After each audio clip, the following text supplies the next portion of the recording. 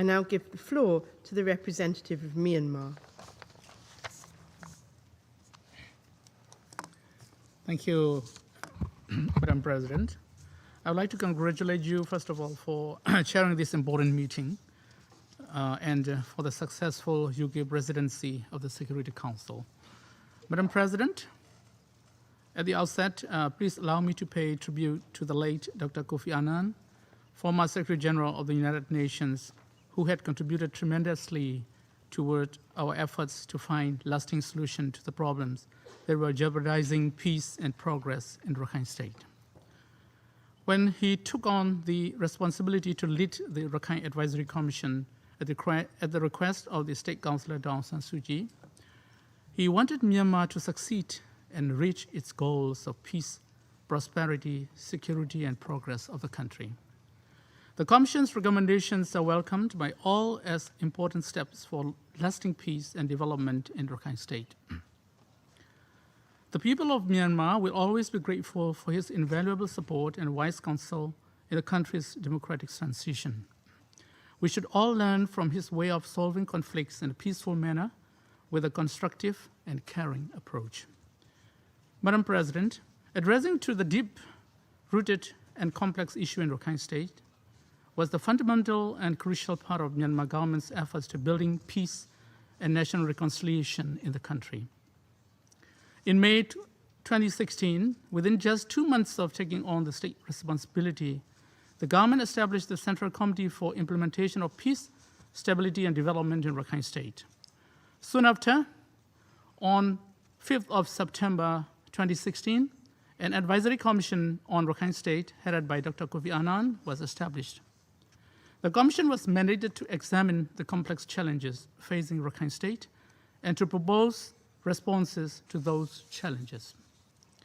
Barely a month later, on the 9th of October 2016, a religious extremist terrorist group called Akamul Mujahideen, later known as Arakan Rohingya Salvation Army, ARSA, launched its first attack on 3 border police posts in northern Rakhine State. The attack was premeditated and well organized, causing death of 13 security personnel and other civilians. Their goal was clear: to incite violence and attract international attention of the issue at the time when the whole world was welcoming our peaceful democratic transition. On 24th of August 2017, the Rakhine Advisory Commission presents its final report to the government of Myanmar. The 88 recommendations aim at establishment of lasting peace and stability in Rakhine State. The challenges are daunting, multifaceted, and required multitasking. But we welcome the report and decided to carry on the task to implement the recommendations in good faith to the fullest extent within the shortest time frame possible and consonant with the situation of the ground. Then, Madam President, in the early hours of the 5th of August 2017, just a few hours after Mr. Kofi Annan handed his final report, ARSA launched premeditated, well-planned, and coordinated simultaneous armed attacks on 30 border guard posts and one army battalion headquarters in northern Rakhine. The attacks caused deaths of dozens of security personnel as well as many innocent civilians. ARSA has also brutally killed over 250 non-Muslim ethnic minorities in northern Rakhine since October 2016.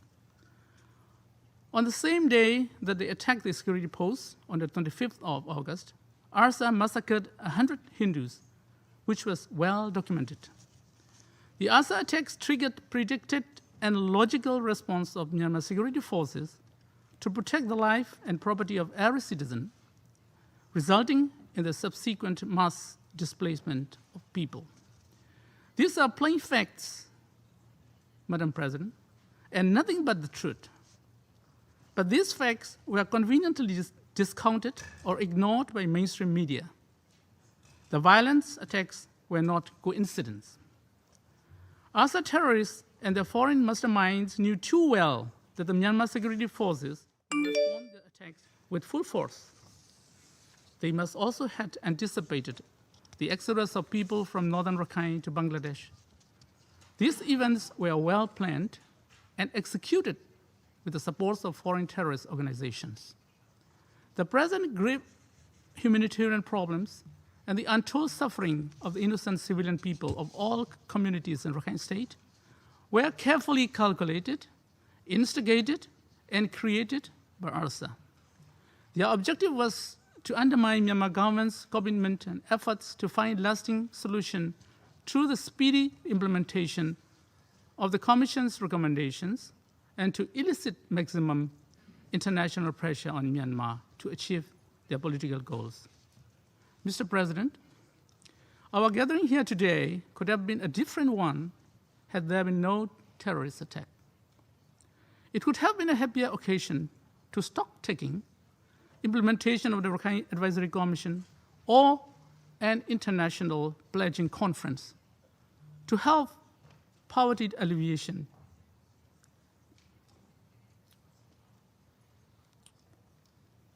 And so, sorry.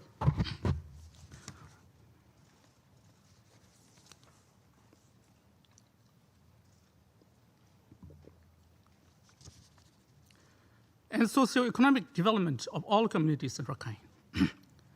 The provocative terrorist attacks of October 2016 and August 2017 have affected the course of our earnest endeavor to build a peaceful, fair and prosperous future for the people of Rakhine. But nothing shall stop our determination to continue our effort to achieve our objective. Mr. President, I'm sorry. We share deep sympathy and concern for all displaced persons, especially women and children. We believe that we will be able to solve the issue with our neighboring friends, Bangladesh, if we work together amicably in the spirit of good neighborliness. We have reached out to Bangladesh by sending ministerial delegations. We have invited Bangladesh Foreign Minister Mr. Mahmood Ali to Myanmar early this month. During his visit, the two sides agreed, among others, to deliver on a commitment made to speed up implementation of bilateral agreements on repatriation and to set up a hotline between the two countries at the ministerial level.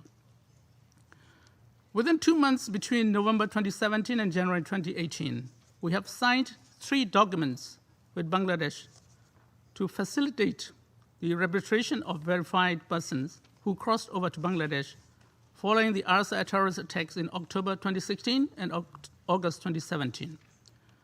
According to the agreement on the physical arrangement for repatriation, the process of repatriation was scheduled to have commenced on 23rd of January this year. In line with these bilateral agreements, Myanmar made arrangements with Momentum for the repatriation of verified displaced persons.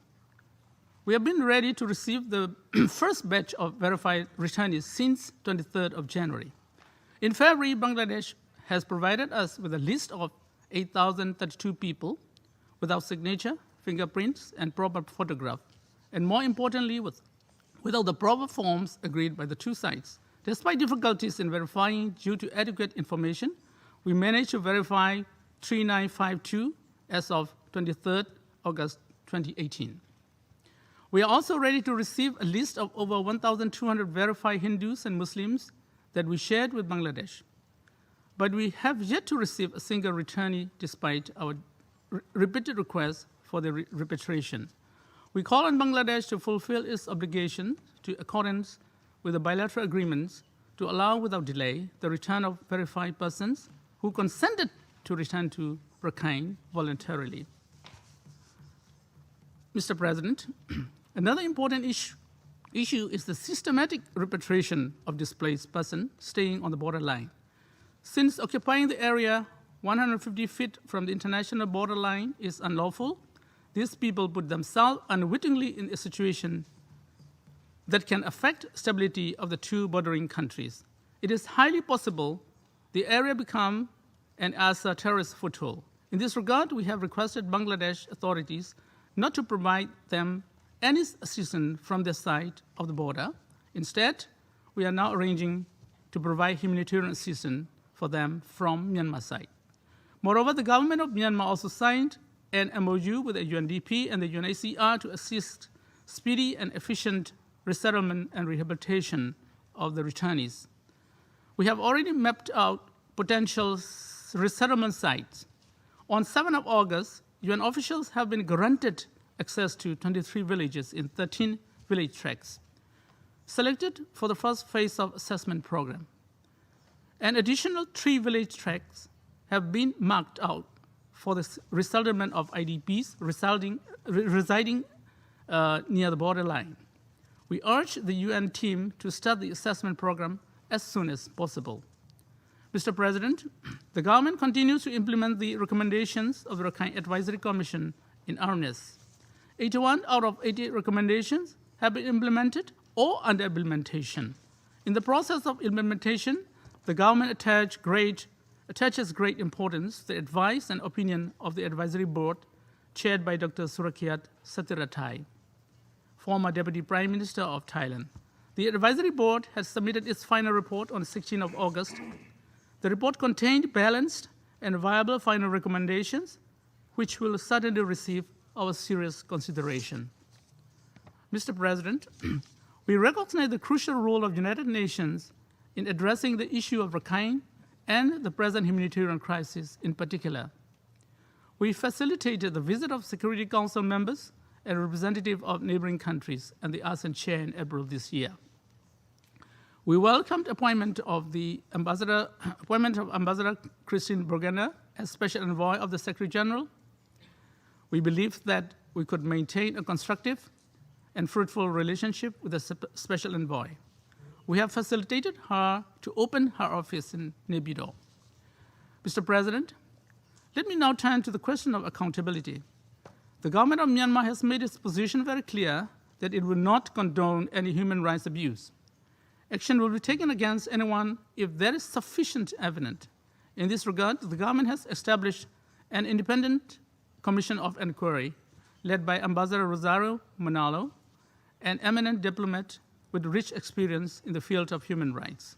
The commission also includes Ambassador Kenzo Oshima, another prominent diplomat, and 2 highly respected members of Myanmar. The commission is tasked to investigate the allegations of human rights violations and related issues following the 2 terrorist attacks.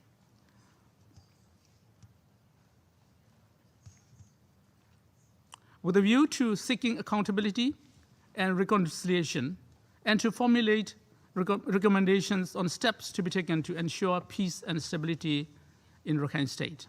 The Commission will submit its report to the President of Myanmar within a year, including its recommendations prepared on the basis of the outcome of its investigation. In discharging its mandate, the Commission will apply particularly the 1950 Investigation Committee Act, which gives the Commission necessary authority to investigate. The Commission will also avail itself of international human rights law and international humanitarian law where applicable. The government of Myanmar will provide protection to all those who are in contact with ICOE, the Commission, particularly victims and witnesses. The Commission will conduct its mandate in the principles of independence, impartiality, and objectivity. The members met for the first time on the 15th of this month and commences its work this week. With regard to the allegations of atrocity crimes committed by Myanmar security forces, as contained in the recent report of the Independent International Fact-Finding Mission on Myanmar, I would like to reiterate that we did not accept the mandate of the mission because we have our concern about the mission's impartiality. Besides, I have serious doubt on the intention of the timing of the release of the report.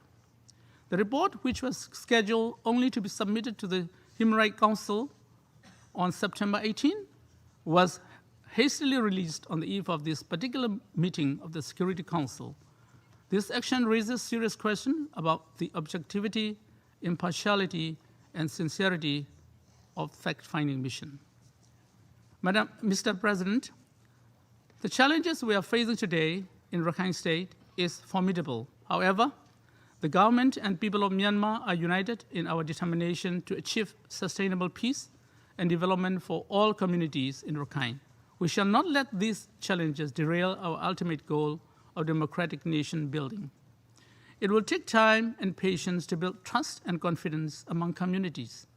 We shall seek reconciliation, but not retribution, compassion, but not hatred, integration, but not segregation.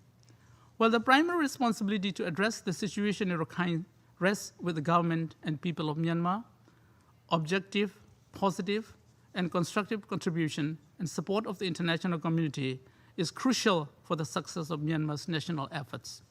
This is not the time for exploiting the plight of the innocent people, particularly women and children, from Rakhine for self-interest and political grandstanding.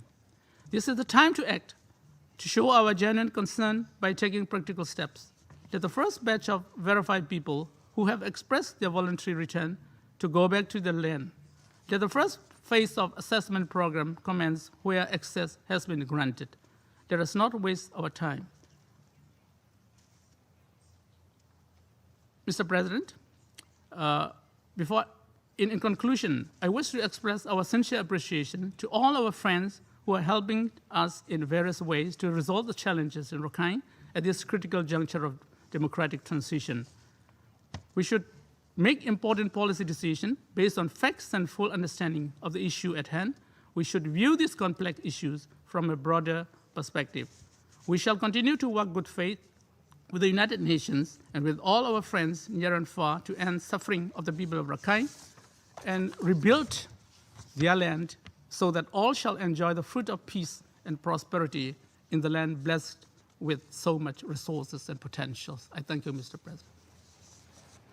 I thank the representative of Myanmar for his statement. I now give the floor to the representative of Bangladesh, Mr. Ambassador. Thank you, Mr. President. We deeply appreciate the UK Presidency's initiative to organize this open briefing on the situation in Myanmar. The UK's consistent lead on this issue in the Council has been a source of moral strength for the millions of Rohingya and others affected by this humanitarian crisis. The eloquent testimonies we heard from the Secretary General and the UNHCR Goodwill Ambassador, Madame Kate Blanchett, leave nothing much to be added. Every passing week, there is new information emerging about the extent of persecution and dehumanization the Rohingya had been subjected to, and about the possible ramifications of keeping the crisis unresolved for long. We take a moment to express our gratitude to each one of the world leaders, UN delegates and personnel, representatives of the media, civil society and academia, and conscientious global citizens for their unstinting solidarity, support and advocacy for what has turned out to be one of the largest displacement crises in our world today. Mr. President, 1 year of crying, now I am angry, quote unquote, read one of the banners carried by the Rohingya men, women and children who gathered at the camps in Cox's Bazar to mark the passage of one long, arduous year since they had been forcibly displaced from their homes across the border. Their grief and anger have many manifestations, and we have just heard some of their echoes in this council chamber. The Human Rights Council's independent fact-finding mission released its report yesterday, and it is evident what caused such pervasive grief and anger among the forcibly displaced Rohingya. In no uncertain words, the FFM concluded that it was all caused in a premeditated and organized manner, and that the perpetrators had acted with a genocidal intent. These findings largely echoed those earlier shared by, among others, the Special Representative on Sexual Violence in Conflict, the Special Advisors on Prevention of Genocide and Responsibility to Protect, and a host of other independent entities. With such conclusions at hand, the Security Council's custodianship of the issue remains all the more relevant and pressing. The Council had adopted a presidential statement, visited the affected people in Bangladesh and Myanmar, and continued to engage with a host of actors, including the Secretary General's Special Envoy. Despite odds and obstacles, the Council has kept the issue alive and generally managed to speak in a unified voice in support of addressing the root cause of the crisis. As a directly affected party, Bangladesh recognizes the Council's efforts and calls for further calibrating its response in light of the prevailing circumstances on the ground and the emerging evidence into the atrocity crimes committed against the Rohingya. The 5-point agenda presented by Prime Minister Sheikh Hasina at the UN General Assembly last year essentially captures our expectations of the UN and the international community and forms the basis of our engagements going forward. A high-powered national task force continues to remain functional for overall policy orientation and coordination. In the immediate aftermath of the crisis, we had to invest our resources and energy into a massive humanitarian response, starting with immediate life-saving assistance. Thanks to the overwhelming support of our people and our many friends and partners from home and abroad, the humanitarian situation in the sprawling camps in Cox's Bazar has largely stabilized. It has been a relief for all concerned to have been able to avert the worst possible impact of the ongoing monsoon. There continues to be small-scale influx of people from the other side of the border, citing lack of access to food and security in the northern Rakhine state. It remains crucial for the forcibly displaced people and the much-stressed host communities to have the international community's enhanced and sustainable support for the UN response plan for the Rohingya humanitarian crisis. Pending their voluntary repatriation to Rakhine state, the Rohingya camped in Bangladesh need to have improved shelter, healthcare, livelihood, and education options in the short to medium term. Our authorities remain sensitized to some of the security and law and order issues in the camps and continue to work with the Rohingya themselves to strengthen community-based interventions and safeguards. We urge continued vigilance and cooperation by member states in the region to help mitigate potential security risks, including those posed by transnational actors. Mr. President, on the overriding priority of the voluntary, safe, dignified, and sustainable repatriation of the Rohingya, we have concluded enabling agreements and arrangements with Myanmar and have already had a series of meetings of the joint working groups to identify and address some of the operational and technical challenges to implementing the agreed provisions. As far as Bangladesh is concerned, the initial steps towards repatriation have already been set in motion with the handing over of a short list of potential returnees to the Myanmar side in February this year. We are currently in the process of setting up transit infrastructures on our side as envisaged in the agreements and constituting a technical committee to oversee implementing and coordinating with the UNHCR and other relevant entities. It must be made clear, however, that the return of the Rohingya cannot be commenced unless the Rohingya themselves would regain the trust and confidence to voluntarily opt for repatriation. The Secretary General and several delegations have already spoken at length about the prerequisites on the ground for creating an environment conducive to their repatriation. It is well documented that the Rohingya would, at the minimum, seek guarantee for their safety and security, return to their homes and property, freedom of movement and livelihood opportunities, and a clear pathway to their legitimate demand for citizenship in Myanmar. It would be entirely up to the Myanmar authorities to build trust among the Rohingya about their sustainable return and peaceful coexistence with other communities in the Rakhine state. During his visit to Myanmar earlier this month, our Honorable Foreign Minister noted Myanmar leadership's commitment across the board to facilitating the Rohingyas' return to the Rakhine state. He was briefed by some of the measures being contemplated for accommodation and livelihoods of the Rohingya and visited physical infrastructures built so far with the support of some friendly countries in the region. He invited Myanmar to send a delegation to Bangladesh to brief the Rohingya firsthand about the arrangements being made and to give them assurances about their safe and dignified return so that they feel encouraged to voluntarily put their signatures and fingerprints onto the agreed verification forms. Meanwhile, as the Secretary General and others have mentioned, the Myanmar authorities can consider a number of demonstrable measures that can evoke confidence about an enabling situation on the ground. These include, first, allowing unimpeded access to UNDP and UNHCR to all the affected villages and townships in Rakhine State for necessary humanitarian and development work, as reportedly envisaged in the MOU concluded with Myanmar. Second, managing the safe and sustainable return of the Rohingya stranded along the border between Bangladesh and Myanmar, and pending their return, providing humanitarian assistance to them from the Myanmar side.